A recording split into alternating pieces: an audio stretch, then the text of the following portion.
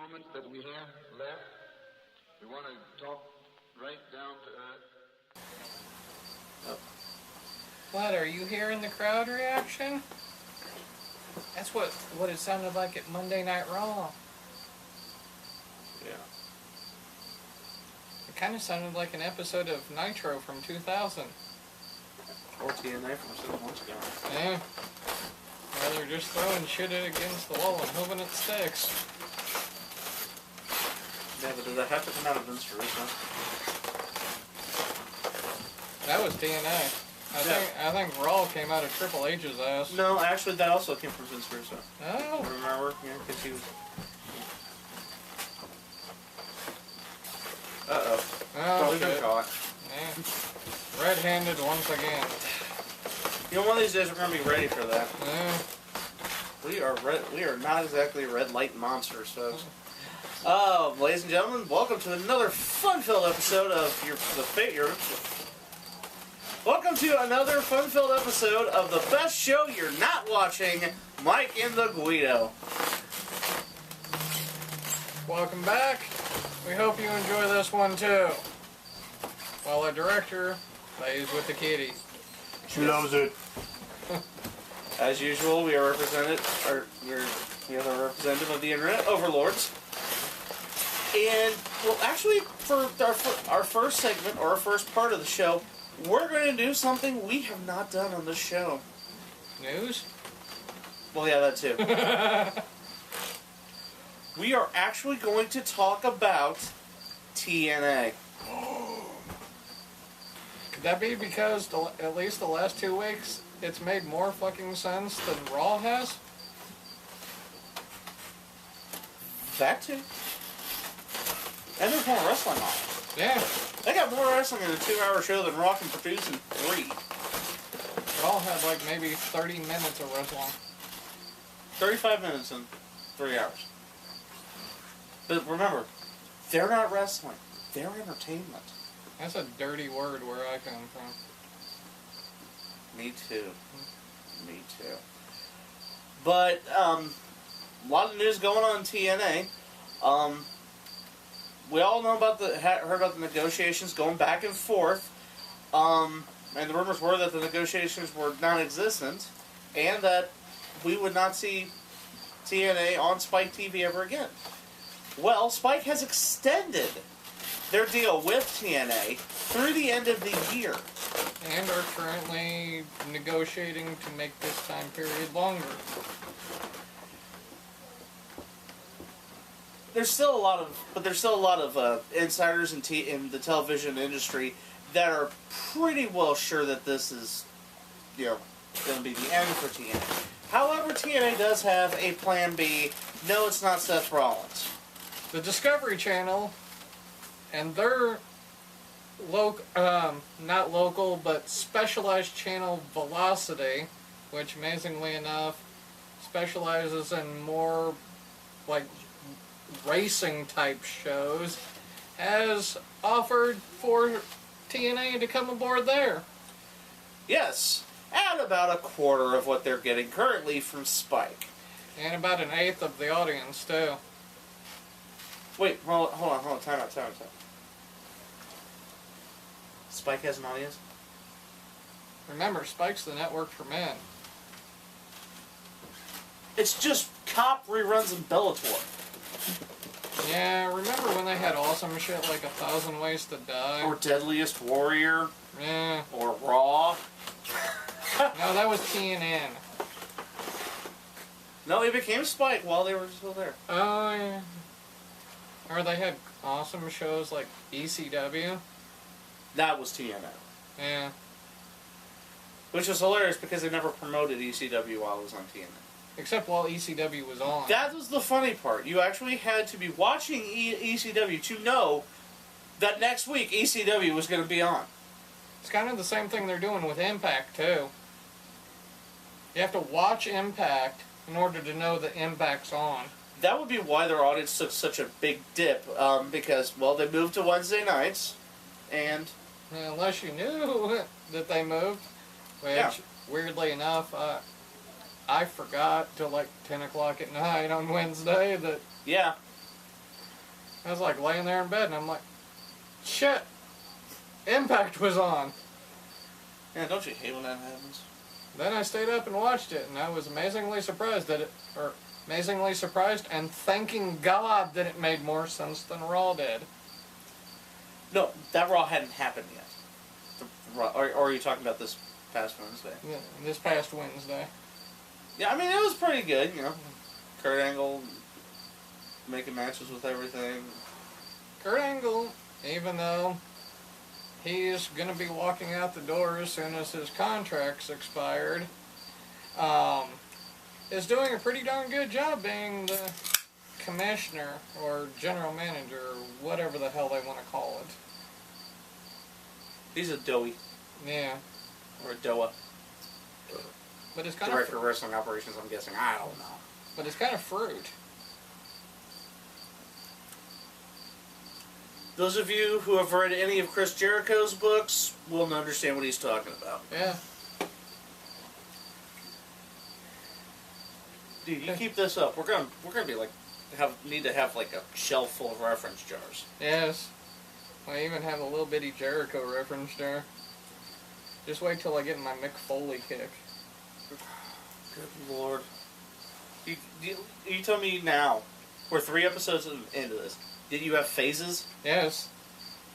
Oh, good Lord. This is not even my final form. It's worse than Frieza. You should feel lucky.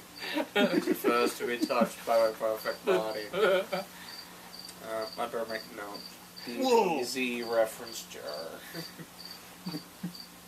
But no, you don't have to sit there and sound like you're trying to take a massive crab for 8 episodes before you reach your final form. That's what it takes me, man.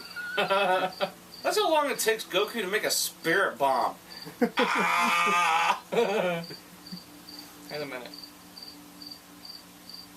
Okay, anyway. Oh. Still, the Frieza thing made more sense than Raw did this past Monday. Dude, half of what Mr. Popo says on the show makes more sense than Raw did. Well, he doesn't lie. No. Exactly. He does not lie. And for some reason, I believe him. Because it doesn't lie. And you know, we're going to have 3 legends come on our show here in a couple weeks. They're going to talk about random shit. And then they're going to bury John Cena. Even the guy that likes John Cena is going to bury him. Wait, who likes John Cena? The same guy that decides to bury Stone Cold Steve Austin on Twitter. Ah. And the guy who went on a Twitter rant because Brock Lesnar called him Grandpa. Maybe he was just feeling wistful. Maybe he wishes he was a grandpa. But then again, we've seen his daughter. You want to see that line continue? Grandpa Lesnar? I like to see that. Little baby comes out, got a Fu Manchu mustache, wearing a red and yellow diaper. His first word is brother. Brother! Okay. Well, Flexing his baby muscles. I got 2-inch pythons. Oh, he's running wild. Somebody check his diaper. That thing stinks. That could be Hogan right now. wait, what streak? Goldberg. Oh. Okay, because that's the thing. You say streak, you know. I mean, people are automatically going to say Undertaker, but we got Undertaker, you're talking about Goldberg streak, you got Bo Dallas' streak, you got R.D. Evans' streak, streak. We got Ray Stevens in the streak. Fastest thing on 2 feet. Yeah, boogity boogity. Yeah, that's the thing. I look forward to seeing R.D. Evans, but it's only because of Beta. Yeah. Looks like a naughty librarian. What? You need to watch more Ring. Our director obviously needs to watch more Ring of Honor. Naughty librarian with red hair. Wait, are we talking about a dude? No. It's a lady. Yeah, it's a beautiful thing. She juices too. Nice. No, not juice that. Oh, what? Oh, man. She's got more color in her last 2 matches than WWE's had in 5 years. She put Ric Flair to shame. Yeah. Woo! No, nobody can put Ric Flair to shame. He can bleed before the ring bell goes off. So. Oh, baseball turkey. Which Yes, is the downside to First Blood match. Yeah. Ding! Dang. Alright, now, as much good news as TNA's got going for it, there's also a big downside. Bully Ray's walking out the door. Well, yeah, because he doesn't have a new contract. Yeah, TNA officials never negotiated a new deal with Bully Ray. Which could also mean the walking out of Velvet Sky, too. Yes, actually, Velvet Sky, on her Twitter profile, at VelVelHoller, for those of you playing at home. If you look on her Twitter profile, it used to say Pro Wrestling Chick with TNA Wrestling or Impact Wrestling. Now it just says Pro Wrestling Chick. Oh, and Catwoman wannabe, but that stays. Yes. She's a big Yankees fan, too. Yeah, we all have our problems. And speaking of knockouts, ODB has been released by TNA as well. That's going to disappoint Eric Young. That A lot of disappoints things. me. A lot of things TNA's done has disappointed Eric Young. Now he's got nobody to BAM! Or helping fish. I thought he was going to talk about doing that with Bobby Roode. Well, yeah, that too. But apparently next week we're going to tear the roof off the place. Well, I mean, they did do very well as Team Canada. They were the tag team champions in Team Canada, if I'm not mistaken, correct? Right. Okay. It's And been a we're while talking since TNA was good. I'm trying to remember those days. And we're talking about Team Canada from TNA, not Team Canada with Bret Hart and family.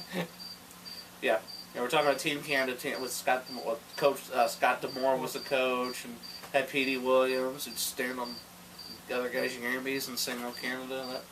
And that's before he became Little Petey Pump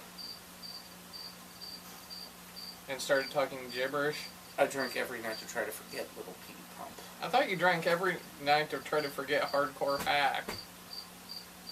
And you're not helping.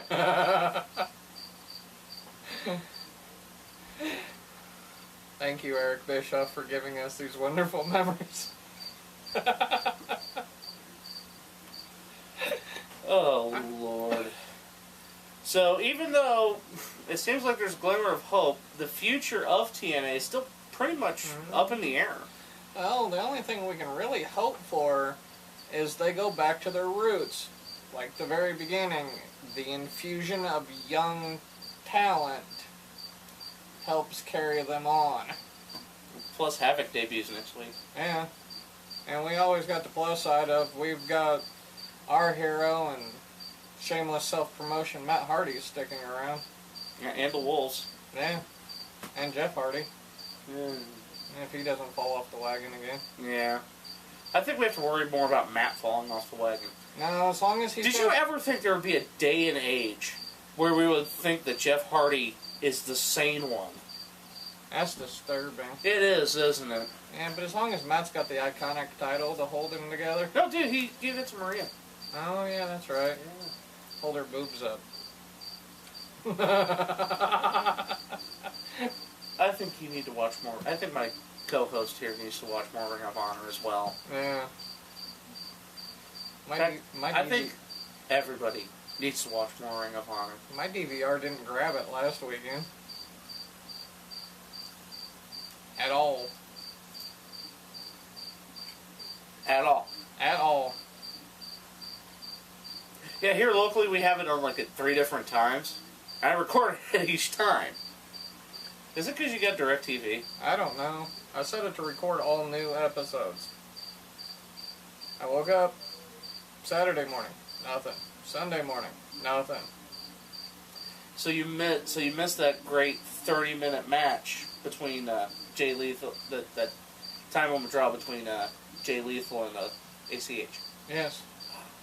Should have kept. I hope I still have it on the DVR. I should let you watch that because that was an awesome match. And they're gonna do it again. It's a beautiful thing. It is a beautiful thing. Now, why can't Paige and AJ do something that beautiful? They could do each other. Yes, man in the front. Sorry, I got my train of thought got completely derailed when you mentioned Paige and I AJ doing each other. thought you were trying to picture that in your mind. Dude, we've already went there. We did it with. Would you like to see my vacation photos? We did it with. Sir, no! We did it with bacon.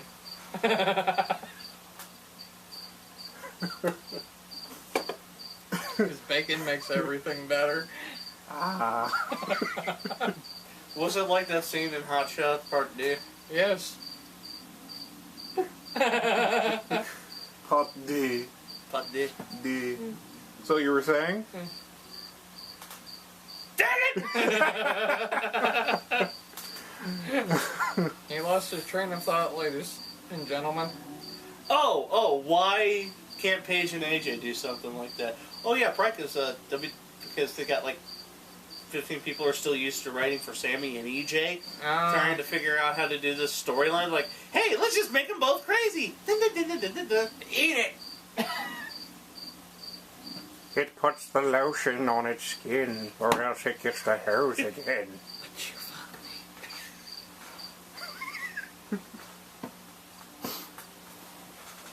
I'd fuck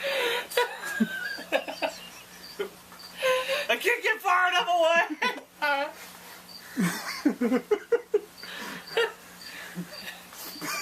I'll help you catch him, Case. Okay. Hey. Well, I think we're done. Are we done talking about TNA? Yeah, I think so. Yeah, I think we're done talking about TNA. So we're gonna be done with this part of the show. Stay tuned for part 2 of episode 3 of Mike and the Guido. And during the few moments that we have left, we want to talk right down to earth in a language that everybody here can easily understand.